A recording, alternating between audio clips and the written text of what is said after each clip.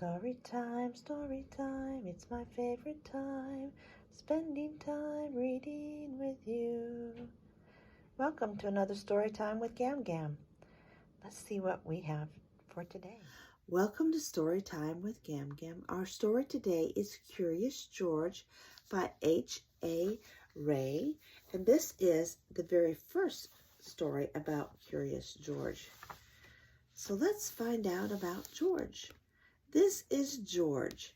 He lived in Africa. He was a good little monkey and always very curious. One day, George saw a man. He had on a large yellow straw hat. The man saw George too. What a nice little monkey, he thought. I would like to take him home with me. He put his hat on the ground, and of course, George was curious. He came down from the tree and looked at the large yellow hat. That hat had been on the man's head. George thought it would be nice to have it on his own head.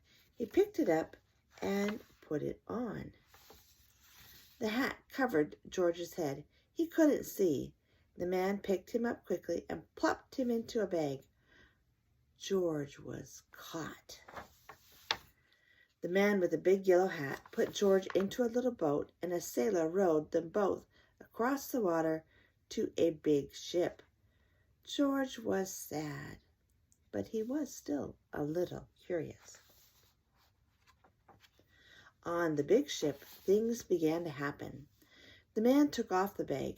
George sat on a stool, and the man said, "George, I'm going to take you to a big zoo in a big city. You will like it there. Now run along and play, but don't get into trouble." George promised to be good, but it is easy for little monkeys to forget. On the deck, he found some seagulls. He wondered how they could fly.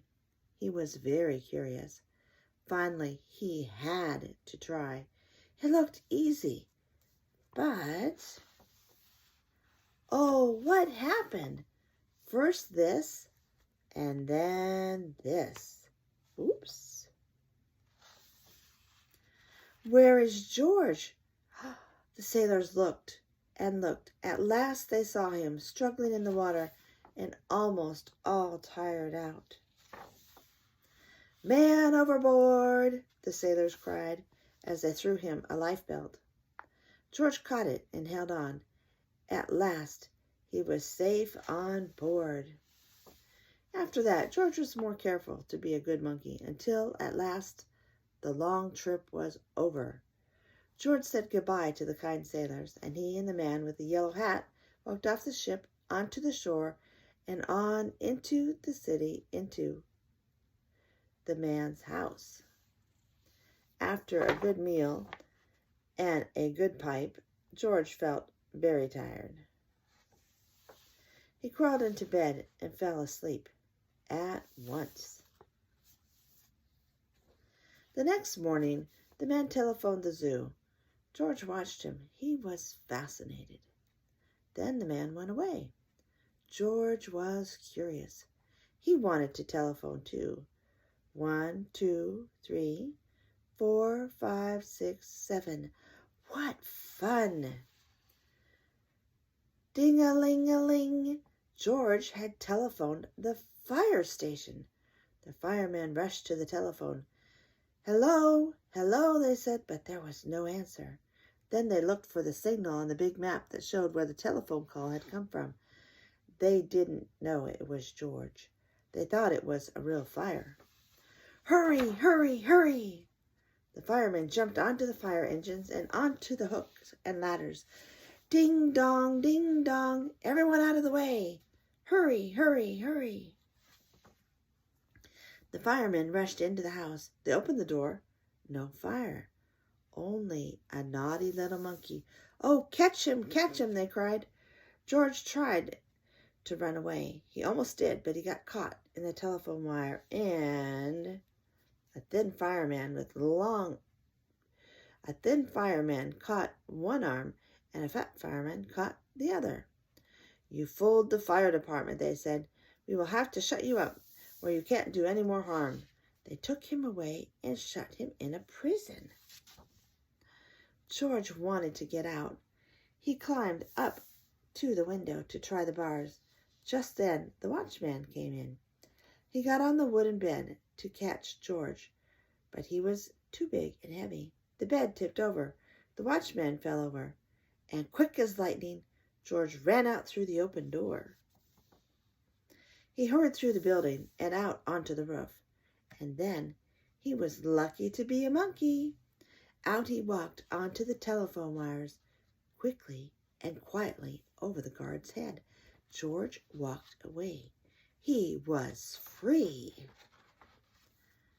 Down in the street, outside the prison wall, stood a balloon man. A little girl bought a balloon for her brother. George watched. He was curious again. He felt he must have a bright red balloon. He reached over and tried to help himself. But instead of one balloon, the whole bunch broke loose. In an instant, the wind whisked them all away, and with them went George, holding tight with both hands. Up, up he sailed, higher and higher. The houses looked like little toy houses, and the people like dolls. George was frightened. He held on very tight. At first the wind blew in great gusts. Then it quieted. Finally it stopped blowing altogether. George was very tired. Down, down he went, bump, onto the top of a traffic light. Everyone was surprised. Traffic got all mixed up. George didn't know what to do. And then he heard someone call, "George!" He looked down and saw his friend, the man with the big yellow hat. George was very happy. The man was happy too. George slid down the post, and the man with the big yellow hat put him under his arm. Then he paid the balloon man for all the balloons. And then George and the man climbed into the car, and at last away they went. To the zoo. What a nice place for George to live. Curious George. Thank you for joining me. I hope that you enjoyed this story, and I'm sure we'll have more Curious George stories in the future. You have a great day. I love you.